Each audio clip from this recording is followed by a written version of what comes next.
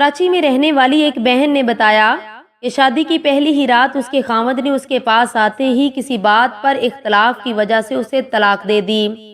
یوں اس نے میری خوشیوں کو دکھوں میں بدل کر میری زندگی برباد کر دی۔ آخر میں اس نے پوچھا کہ اب میں کدھر جاؤں اور کیا کروں۔ میں اس بہن کی المناک داستان غم پڑھ کر تڑپ اٹھی، سوچنے لگی کہ ایسے سفاک، جاہل اور درندہ صفت انسان بھی ہوتے ہیں اس جہاں میں۔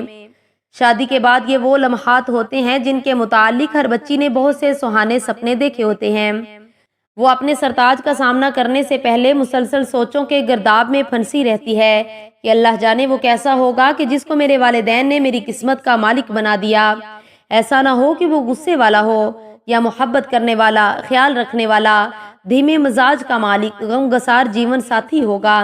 انہی سوچوں اور اندیشوں میں وہ لمحہ آن پہنچتا ہے کہ جس سے نئی زندگی کی شروعات ہوئی ہوتی ہے۔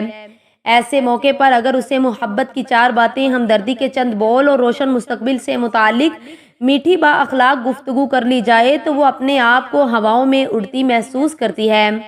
اگر بد اخلاقی کا رویہ اختیار کیا جائے، اس کو احساس دلایا جائے کہ تم مرد کے پاؤں کی جوتی ہو، یا کسی مسئلے میں اس کے دل کو جلا کر رکھ دیا جائے، تو وہ اپنی قسمت کو کوستی ہے اور اپنے آپ کو دنیا کی سب سے بد نصیب دوشیزہ تصور کرتی ہے۔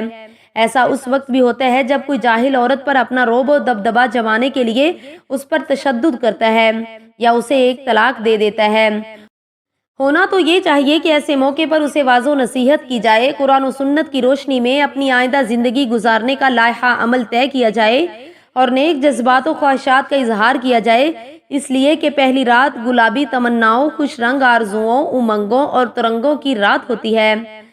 سہانے سپنوں، مہکتے جذبوں، سلگتے ارمانوں، وفاؤں کی موجوں کا طوفان ہوتی ہے۔ نئی زندگی کی حسین بنیاد ہوتی ہے۔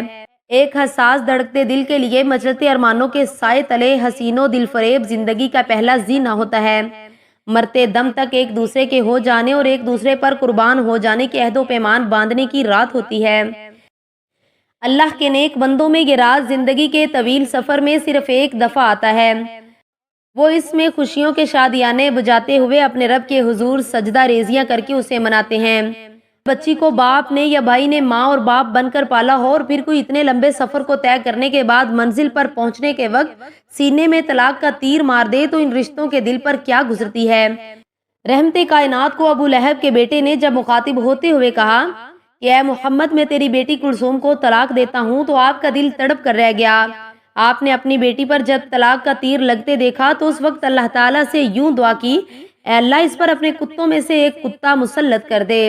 جنگل سے گزرتے ہوئے اب سب اس قافلے والے اس کی حفاظت کرنے لگے، لیکن پھر بھی ایک درندہ آیا اور اس کو چیر پھاڑ کر چلتا بنا۔ اس سے پتہ چلتا ہے کہ والدین پر اور ان بھائیوں پر جنہوں نے بچی کو ماں اور باپ بن کر پالا ہو، بیٹیوں کی طلاق کی خبر کیسے بجلی بن کر گرتی ہے۔ اے طلاق دینے والے، سوچ تیرے اس اقدام کے بعد اس بچی کی والدہ کا کیا حال ہوا ہوگا کہ جس کی دودھ اور شہد کی طرح پاک صاف بیٹی پہلی ہی رات اپنی عفت و عصمت کی سفید چادر پر بہت بڑا دبا لگوا کر گھر لوٹی ہو۔ اس کا کلیجہ پھٹ نہ گیا ہوگا، اس کی سوچوں کے صحرا میں طوفان نہ اٹھ رہے ہوں گے، منہ زور آندیاں نہ گردش کر رہی ہوں گی۔ تو نے ماں جیسی ہستی کو ناراض کر کے خالق ارض و سما کو غضبناک کر دیا، کیونکہ اس کے آخری محبوب صلی اللہ علیہ وسلم نے اپنی زبان مبارک سے فرمایا ہے، طلاق دینے کو اللہ کریم بہت زیادہ ناپسند کرتا ہے اور اس بندے سے ناراض ہو جاتا ہے۔ اگر کوئی چھوٹی موٹی غلطی کا سرزد ہو جانا اس کا قصور ہے تو پھر خود کو کٹہرے میں کھڑا کر کے سوچ لے کہ ایسی کتنی ہی غلطیاں تو تم سے روزانہ ہوتی ہیں۔ اس کا علاج تو طلاق کی تلوار ٹھہرا، لیکن تیرا کیا علاج کیا جائے؟ تجھ پر صرف اس لیے نہیں ہاتھ ڈالا جا سکتا کہ تو مرد ہے، اور وہ اس لیے قابو آ جاتی ہے کہ کمزور و محکوم و مغلوم ذات عورت ہے۔ عورت ہونا اس کا اصل جرم ہے۔ سوچ لے، آج تو تیرے ماتحت کر دینے کی وجہ سے یہ کمزور ہے، لیکن کل روز محشر یہ جس ذات کے حکم کی بجا آوری میں تیری ماتحت ہے، وہی اس مظلومہ کا حامی و ناصر ہوگا، تو کمزور و بے سہارا ہو جائے گا اور یہ طاقتور اور توانا ہوگی۔